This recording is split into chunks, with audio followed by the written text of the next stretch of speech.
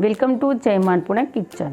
હું ઇલાબી આહિર, આપ સૌને મારા જય દ્વારકાધીશ. તો આજે હું તમારી સાથે શેર કરીશ તમારા વાળની તમામ પ્રોબ્લેમની સોલ્યુશન માટેના ઉપાય. તો આ રીતે આપણે એકદમ ઘરેલું રીતથી જ અપનાવીશું. અને જો તમારા માથાના વાળ લાંબા ન થતા હોય, જળમૂળમાંથી ન ઉગતા હોય, અથવા તો વાળને વોશ કરતી વખતે ખરી જતા હોય અને વાળમાં ખોડો થતો હોય અથવા તો વાળ ઝડપથી સફેદ થઈ જતા હોય, તો આ તમામ સોલ્યુશન માટે હું તમારા માટે લાવીશું એક રેમેડી જે તમારા માથાના વાળને ખૂબ ઉપયોગી થશે. અને આ રેમેડી આપણે ઘરમાં રહેલી વસ્તુમાંથી જ બનાવવાની છે. તો ચાલો હવે આપણે આગળ વધીશું અને જોઈ લઈશું રેમેડી માટે કઈ કઈ સામગ્રીની જરૂર પડશે તેની રીત. તો સૌથી પહેલી સામગ્રી છે આપણી મેથી દાણા.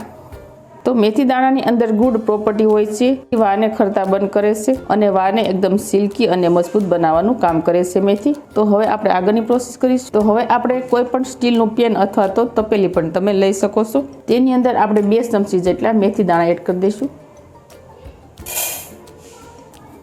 તમારે જો વધારે ક્વોન્ટિટીમાં આ રેમેડી બનાવવાની હોય તો તમારે વધારે મેથી દાણા લઈ લેવાના, પણ હું ફક્ત 1 અઠવાડિયું ચાલે ને તે રીતે જ રેમેડી બનાવું છું, એટલે મેં 2 ચમચી લીધા છે મેથી દાણા.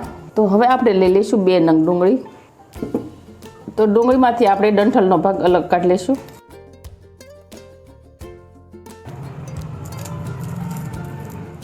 ઉપરથી આ રીતે ફોફી કાઢી લઈશું. ડુંગળી એડ કરવાથી પણ આપણા વાળમાં ખૂબ ફાયદો થાય છે. ડુંગળી છે તે માથાના વાળ માટે રામબાણ ઔષધિ છે અને ડુંગળીની અંદર સલ્ફર રહેલું હોય છે, જેથી વાળને લાંબા બનાવે છે અને મજબૂત બનાવે છે અને નવા વાળ ઉગાડવામાં મદદ કરે છે. તો ડુંગળીને પણ આપણે આ રીતે લાંબી સ્લાઇસમાં કટ કરી લઈશું.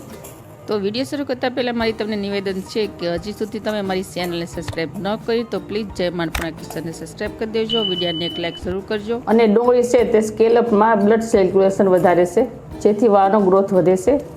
તો હવે આપણે લઈ લઈશું મીઠો લીમડો, મતલબ કઢી પત્તા. તો કઢી પત્તા અહીંયા મેં 3 તીરખી લીધી છે. તો લીમડાના પાન આપણે એડ કરી દઈશું. હવે આ પાનને આપણે ઝીણા ટુકડા કરી દઈશું આ રીતે. ત્યારબાદ એડ કરી દઈશું. તો લીમડો છે તે આપણા વાળ માટે ખૂબ ફાયદેકારી છે. તે વાળને ઘાટા, લાંબા અને મજબૂત બનાવે છે અને ચમકદાર રાખે છે. અને જે માથાની અંદર ખંજવાળ આવે છે તે ખંજવાળ દૂર કરે છે અને ખોડાને થતો અટકાવે છે. ત્યારબાદ લઈ લઈશું આપણે 1 ચમચી જેટલા બાસમતી ચોખા.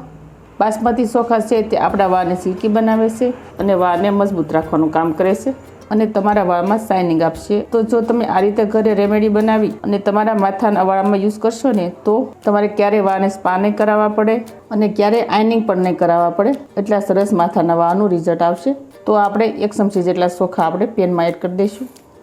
ત્યારબાદ લઈ લઈશું આપણે 1 વિટામિન ઈની ટેબ્લેટ. આ ટેબ્લેટની અંદર પણ વિટામિન ઈ રહેલું હોય છે, જેથી વાળની સમસ્યા દૂર કરે છે અને વાળને એકદમ ચમકતા રાખે છે અને વાળને પોષણ આપશે. હવે આ 1 ટેબ્લેટ આપણે એડ કરી દઈશું પેનની અંદર. તો હવે આ બધા જ ઇન્ગ્રીડિયન્ટ્સ આપણે પેનમાં એડ કર્યા બાદ આની અંદર એડ કરીશું આપણે હવે 1 ગ્લાસ પાણી.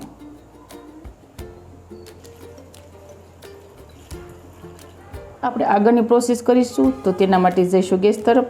તો હવે આપણે ગેસ પર પેન રાખી દઈશું અને ગેસને ઓન કરી દઈશું. અને ગેસની ફ્લેમ આપણે મીડિયમ રાખીશું અને મીડિયમ ગેસ ઉપર આપણે આ રેમેડીને 15 મિનિટ સુધી ઉકાળવાની છે. 15 મિનિટ બાદ આપણે જોઈ લઈશું આ રેમેડીનો કેવો કલર સરસ આવી જશે. અને આ રેમેડી તમારા માથાના વાળને 100% રિઝલ્ટ આપશે. અને આને તમે 2-3 જણાને શેર પણ કરી દેજો. અને આ રેમેડી તમે અઠવાડિયામાં 1 વાર આ રીતે બનાવી અને તમારા માથાના વાળની અંદર અવશ્ય યુઝ કરજો, જેથી તમારા માથાના વાળની તમામ સમસ્યા દૂર થશે. જો અત્યારે શિયાળાની સિઝન ચાલી રહી છે, ઠંડીની ઋતુમાં ખોડો થવા કરે છે, તો શિયાળાની ઋતુમાં તો તમે આ ખાસ યુઝ કરજો. તો જો 15 મિનિટ થઈ ગઈ છે, તો જો 15 મિનિટ બાદ કેવો કલર આવ્યો છે. તો જો આ રીતે આપણે 15 મિનિટ સુધી આને ઉકાળશું ને, તો જે લીમડો, ડુંગળી, મેથી, કેપ્સ્યુલ, ચોખા, આ બધી વસ્તુના મોઇસ્ચર છે તે પાણીમાં ભળી જશે. હવે આપણે ગેસની ફ્લેમ બંધ કરી દઈશું. તો હવે આ રેમેડીને આપણે ગાળવા માટે લઈ લઈશું 1 કાચનો વાટકો અને ગરણી. હવે આને આપણે ગરણીમાં એડ કરી અને ગાળી લઈશું. તો અહીંયા આપણા વાળની તમામ સોલ્યુશન માટેની રેમેડી થઈ જશે તૈયાર. આ રેમેડીને તમારે કેવી રીતે ઉપયોગમાં લેવાની તે પણ તમને જણાવી દઈશ. તો રેમેડી ઠંડી થઈ જાય ત્યારબાદ આપણે કોઈ પણ આ રીતની સ્પ્રે બોટલ લઈ લેવાની. તેને આપણે ગ્લાસમાં રાખી દઈશું અને ગળણી રાખી દઈશું. ત્યારબાદ તેને સ્પ્રે બોટલમાં ભરી લઈશું.